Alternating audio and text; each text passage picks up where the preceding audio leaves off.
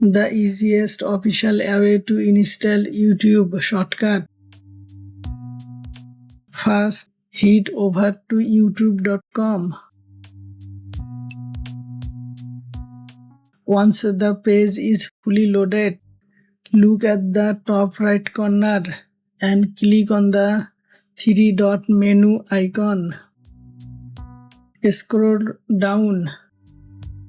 Cast, save and share. Simply click on Install YouTube.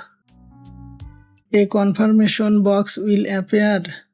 Just hit that install button. Now let's minimize everything. You will see the YouTube icon right there on your desktop. Making it feel just like a real desktop app. How to uninstall? Click the three dot in the app header. Select Uninstall YouTube. And it's gone. Simple as that. Thanks for watching the video.